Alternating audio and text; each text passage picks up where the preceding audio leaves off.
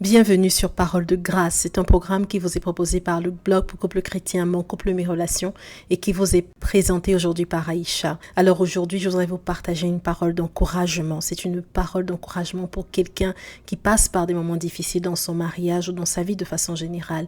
Et j'ai à cœur de vous dire persévérez. Persévérez dans votre mariage, persévérez et ne lâchez pas.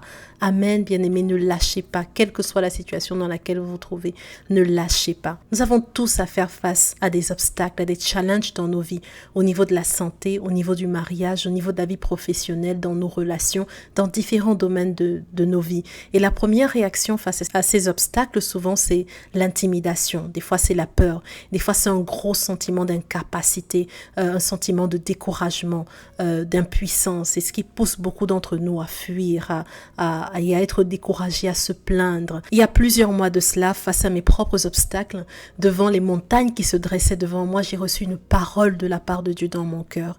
Et voici la parole que le Seigneur m'a dite. Cette montagne est une opportunité pour que la gloire de Dieu éclate. Ne recule pas, avance, affronte-la. Cette montagne ne demande qu'à être déplacée. Chaque obstacle qui se dresse entre toi et ta destinée en Christ est une opportunité pour que la gloire de Dieu éclate. Alors ne recule pas, avance et déplace cette montagne. Et cette parole que j'ai reçue de la part de Dieu m'a boosté, m'a encouragé, m'a permis de persévérer. Bien aimés, ceux qui font des exploits ne sont pas nécessairement des gens qui n'ont jamais peur ou qui ne se sentent jamais inadéquats devant certains challenges, mais ce sont des gens qui choisissent de refocaliser leurs pensées sur la parole de Dieu et de faire des pas de foi. Amen. Alors, comment faire face aux obstacles de la vie? Comment s'armer et se fortifier intérieurement pour obtenir une percée, pour voir ces montagnes se déplacer? Eh bien, c'est en méditant encore et encore et encore sur la parole de Dieu et non pas sur la hauteur, la largeur ou l'importance de nos montagnes. Et dans cette saison où le Seigneur me donnait cette parole, j'avais lu également dans le livre de Ézéchiel au chapitre 8, le verset suivant. Et c'est Dieu qui parlait au prophète Ézéchiel, il était au milieu d'une vision et Dieu était en train de lui montrer des choses. Et dans Ézéchiel au chapitre 8, verset 8, Dieu parle à Ézéchiel et c'est Ézéchiel qui nous le raconte. Et il me dit, « Fils de l'homme, perce la muraille. » Je perçai la muraille et voici, il y avait une porte. Bien aimé, ce passage m'a interpellé. Ce passage m'a beaucoup interpellé. Ézéchiel voyait juste une muraille qui se dressait devant lui. Et Ézéchiel aurait probablement rebroussé chemin. Mais Dieu voyait la porte qui était cachée derrière la muraille. Combien de fois, bien-aimés, avons-nous lâché prise, reculé devant les murailles de nos vies?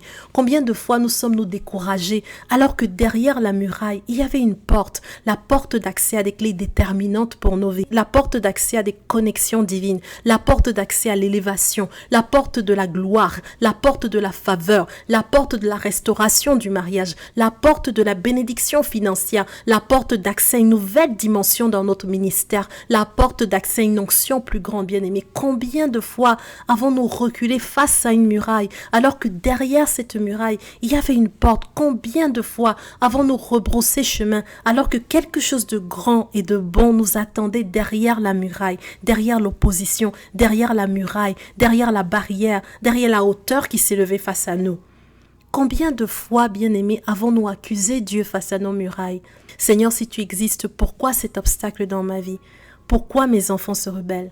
Pourquoi mes enfants ont-ils autant de difficultés à l'école? Pourquoi je me sens si incapable devant des problèmes que je rencontre? Pourquoi je suis malade? Pourquoi je suis fatiguée? Pourquoi ai-je perdu cet être cher? Pourquoi j'ai pas de promotion? Pourquoi mon mariage se dégrade? Pourquoi avons-nous des difficultés financières? Pourquoi est-ce que mon mari ou ma femme est difficile à vivre? Pourquoi est-ce que je me dispute autant avec mon conjoint? Pourquoi cette lettre de divorce? Pourquoi cette maladie incurable dans ma vie? Pourquoi ma belle famille me persécute autant? Souvent, quand on fait face à des murailles, on a tendance à accuser Dieu. On a des fois même tendance à penser que Dieu n'est pas avec nous. Certaines personnes pensent que le fait qu'ils aient des problèmes est la preuve que Dieu n'est pas avec eux. Mais non, bien-aimés, au contraire, chaque muraille, chaque obstacle est en réalité une opportunité pour que la grandeur de Dieu se voie, pour que sa gloire éclate et pour que sa splendeur se manifeste. Amen. Alors face à cette muraille, ne vous découragez pas, ne vous plaignez pas, mais commencer à célébrer et à acclamer Dieu parce que assurément, sa gloire apparaîtra. Amen. Cette muraille est là parce que la gloire de Dieu va se manifester. Et ce n'est pas un problème, c'est une opportunité. Amen. Voyez-le comme une opportunité. J'ai remarqué une chose, bien aimée, c'est que trop de gens abandonnent trop vite. Trop de gens abandonnent trop tôt. Cette difficulté, cette montagne, ce blocage dans leur mariage, dans leur vie professionnelle, dans leurs finances, n'est pas un problème en réalité. C'était pas un problème, c'était une opportunité pour que la gloire de Dieu éclate. Bien aimé, derrière cette muraille à laquelle vous faites face, il y a une porte. Alors ne reculez pas, n'abandonnez pas, percez la muraille. Amen. Percez la muraille. Derrière cette muraille, il y a une porte. Amen. Lorsque le peuple d'Israël est arrivé devant Canaan, la première ville qu'il y avait à prendre, et je rappelle que ce peuple était en train de se préparer à prendre possession de leur héritage, la première ville en fait qu'il y avait sur leur route, c'était la ville de Jéricho. Et Jéricho était barricadée.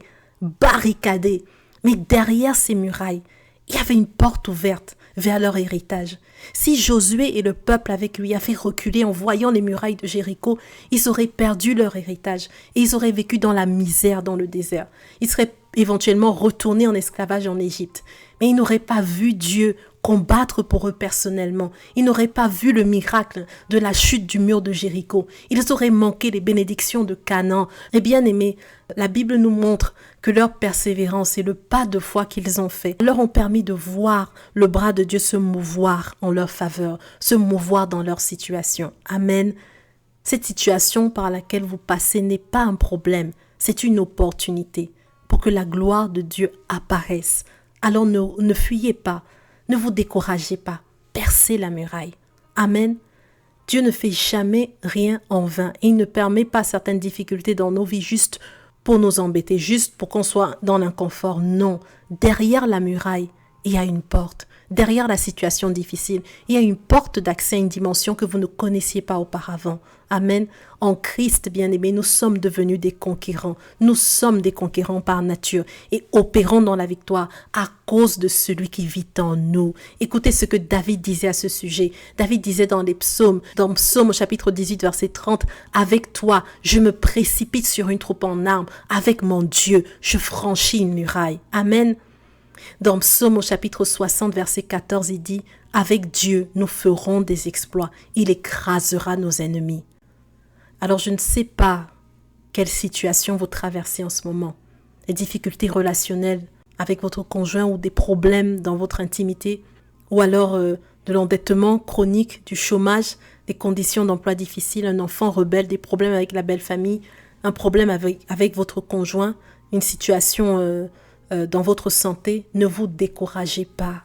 Et ne quittez pas votre mariage, ne quittez pas votre poste pour si peu, ne lâchez pas, mais cherchez la face de Dieu jusqu'à ce que la muraille se perce. Amen. La Bible dit dans le psaume au chapitre 68, verset 28, « Ton Dieu ordonne que tu sois puissant. Affermis, ô Dieu, ce que tu as fait pour nous. » Dieu vous a déjà fortifié. Dieu vous a déjà fortifié car il habite en vous, un puissant conquérant. Christ habite en vous, si vous êtes né de nouveau. Amen. La Bible nous dit Christ en nous, l'espérance de la gloire, la garantie de la gloire, la garantie que la gloire de Dieu là, qu'on espère, qu'on désire voir se manifestera. Christ en moi, c'est la garantie de la gloire. Alors bien-aimés, ne lâchez pas. Ne lâchez pas. Amen. Ne lâchez pas. Je prie que la grâce de Dieu vous accompagne et je prie que le Seigneur vous fortifie. Dieu voulant, on partagera des ressources pour savoir comment se fortifier. Bien-aimés, je prie que le Seigneur vous fortifie. Je prie que le Seigneur vous fasse du bien, qu'il vous, à travers cette ressource, vous encourage puissamment et vous donne cette capacité, cette force dont vous avez besoin pour continuer à résister jusqu'à ce que cette muraille tombe. Amen. Amen. Et je vous encourage vraiment à visiter les blogs moncouplemetrelations.com ou faveurdivine.com sur lesquels je partage pas mal d'enseignements, de ressources qui vont vous aider à vous fortifier dans le Seigneur, à réellement vous attacher à lui. Amen. Et je vous encourage également à vous abonner. Dieu voulant, on partagera des ressources qui vous permettront de devenir de plus en plus fort. Un puissant conquérant habite en vous. Amen. Ne lâchez pas. Amen. Voilà, soyez puissamment fortifiés. Je vous dis à très vite pour une nouvelle vidéo Parole de grâce.